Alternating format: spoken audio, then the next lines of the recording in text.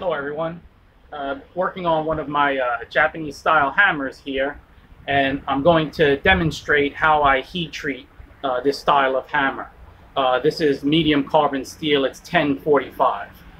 But before I show that, I'd like to talk a little bit about quenching factors, or what we could call the rate of cooling. So there are different things that influence how hard a piece will become. So I've written down some bullet points, otherwise with my mind right now I'd never remember. So let me go over those quickly. First is the medium. So that's either water, oil, or brine. I've personally never used salt water, so I can't talk much about that. I've only used water and oil. And currently I'll only use water.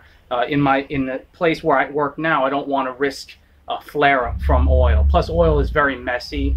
So if you're specifically using oil quenching steels, I've shown before that you can harden it in water, but it's definitely not ideal. If it's a steel specific for oil, quench it in oil.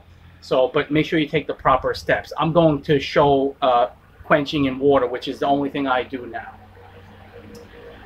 So obviously water will cool. Normally water will cool quicker than brine, and brine will cool quicker than oil.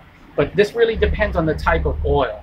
And I'll touch on this quickly, is that I know someone who has a special mixture, and they won't divulge what this is, but they mix different kinds of oil and they're able to quench air hardening steel like H13. And I've seen it done, and the oil doesn't even flare up and the piece doesn't cool so quickly where it cracks, which is very unusual.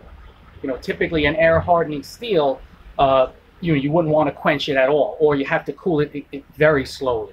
So his type of oil mixture, one day maybe I'll find out what that is, seems very ideal. So I only use water, so you have to be careful because, like I said, it can cool very quickly and then it can crack your workpiece.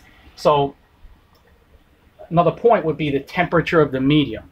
So in addition to just using water or oil or brine, it's also the temperature of that medium. Like for instance, my slack tub is a bucket which is not very big, and the water, typically because I'm constantly quenching off things as I'm working, becomes very hot. Plus the ambient temperature here in Taiwan is also fairly hot most of the year, so my water is not that cold. So that also will affect it, that will slow it down some. The higher the temperature of the water, the slower it will cool the workpiece. So, and I just kind of mentioned the size of the slack tub. So it's not just the how much it can hold of the medium, but it's also the dimensions of that. You know, is it a wide tub? Is it a narrow a trough? Those shapes will definitely affect how quickly it will cool the workpiece. A very important one is type of steel. In this video, I'm going to demonstrate, like I said, medium carbon steel. There are many kinds of steels nowadays. So you have to understand the steel that you're using and then quench it, try to harden it with the appropriate quenching techniques. So that might take some experimentation. The shape of the steel. So after you've finished forging out your piece, the one thickness is very important to determine how quickly a piece will cool. But also, like if you were to make something that had a size differential, maybe if it was narrow on one end and came out wider on the other, like maybe something like a knife, that will greatly affect how it cools. And it will also affect distortion. So something to consider. The angle of insertion, and by this what I mean is how you insert the piece into your quenching medium. So what I found is that if I go directly vertical, it seems to cool it quicker and more in one area than in another. And sometimes that's not beneficial. I've actually cracked pieces. What I found is that if I enter the medium on an angle, that seems to cool it a little bit slower. So I couldn't say why. That's just complete bro science. But trust me, I've done this so many times. I just find that a piece entering on an angle seems to help the piece to cool just a little bit slower. So then that would come down to the amount of scale on the workpiece. Scale will prevent the workpiece from cooling quickly. So if the scale is very heavy, you probably want to remove it before trying to harden. You can, and I will show, like hardening it with scale on, but the technique I use is a little bit unusual, and I'll explain that as I'm going along. But it's very critical, because when you're cooling, let's say you're cooling a piece of medium carbon steel like the hammer I'm going to show in water. When you insert it, you can almost, with experience, you can feel there's a steam is starting to build up between the workpiece and the scale. And if that explodes, if that steam explodes, it can easily create a crack. I've had that happen before many a time, so I know from experience. So, like I said, scale, sometimes it's best to remove it first, depending on your technique. And then the temperature of the workpiece. Critical temperature is the temperature at which steel loses magnetism. At that point, the molecules are susceptible to changes. So by cooling quickly, you tighten them, and it becomes harder. And if you cool slowly, if you anneal or if you normalize, then those molecules become spread out a bit, and so then the steel becomes softer. That's a very easy way to explain that process. So the temperature of the workpiece is critical, because you have to go past the critical temperature in order to harden it. You have to get those molecules to shift in order then to be able to cool them to where they'll readjust themselves in a tighter alignment. But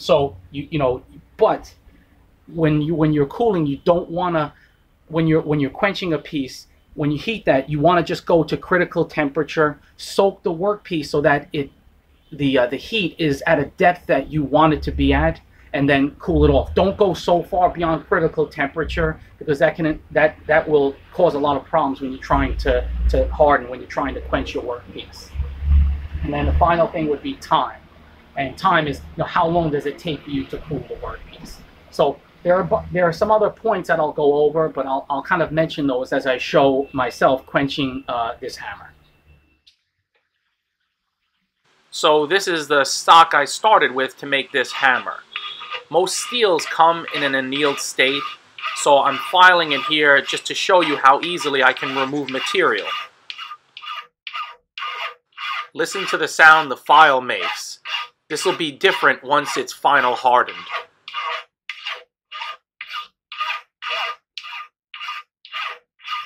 I need to recognize some guys for donations in the last few weeks. And those guys are Bruce Butcher, Ron Parrott, Matthew West, and John Kaiser. Thanks very much, fellas.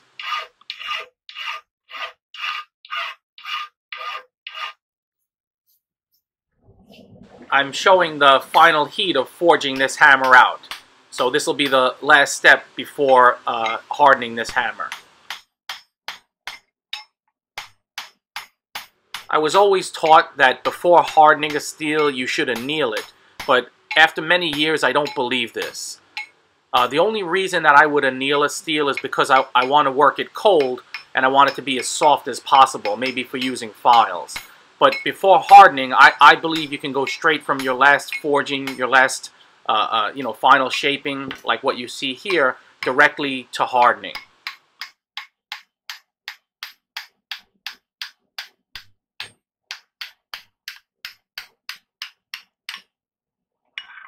Okay, so now it's ready to go back in the forge and be hardened. I'm going to harden this twice, and so you'll see that process as I go along. It's odd to see a gas forge and not hear sound, but my camera records the fire with a weird bubbling sound, and so I had to remove that. You can still hear some remnants of it though.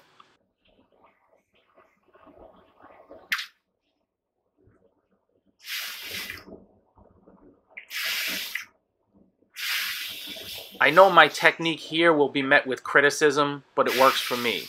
Notice the angle that I'm inserting the steel at, and then notice how I'm pulling it in and out. And that helps to alleviate some of the steam buildup, and it also cools it just a little bit slower. If I was to cool this steel very quickly in one shot, it would be very susceptible to cracking. And because this is medium carbon steel, not high carbon, and because I'm cooling it at a much slower rate, tempering won't be necessary. The repeated shock of going in and out of the water makes that scale just flake right off.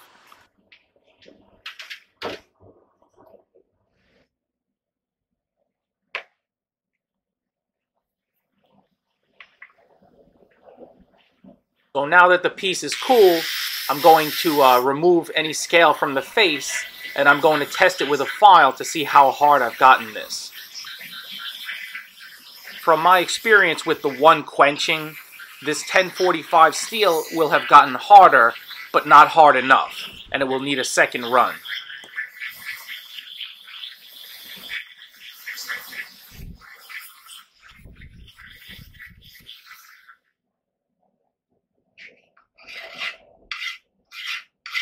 So as I thought, it's definitely become harder, but not hard enough. The file still catches, you can see, and I can still remove material, though not very easily.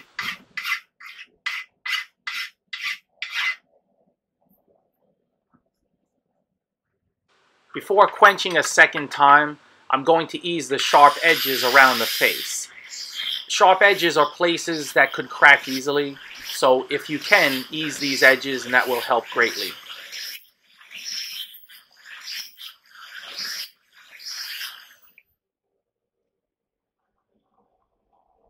Alright, back into the silent era forge.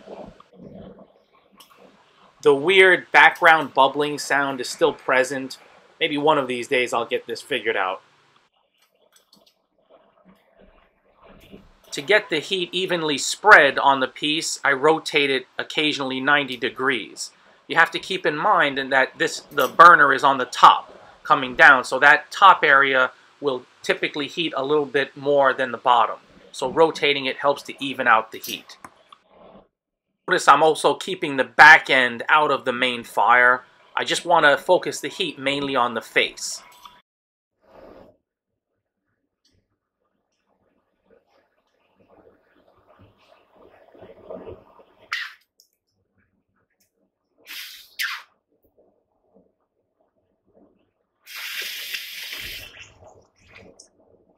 As with any blacksmithing, you always want to plan your movements in advance, whether you're hammering or quenching or whatever it might be.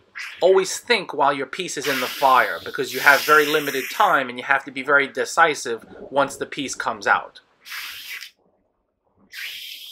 When quenching, and especially in this manner, and actually for blacksmithing in general, you have to go by sight, by sound, and by feel. So, you can see when something's right or wrong. You can hear when something's right or wrong, and with experience, you can also feel those things.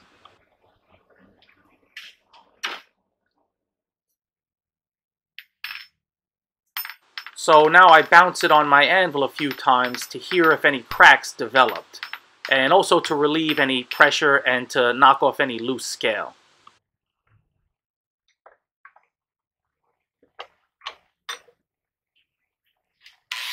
So again, I want to remove the fine scale on the face before I test it with a file, since scale is very hard.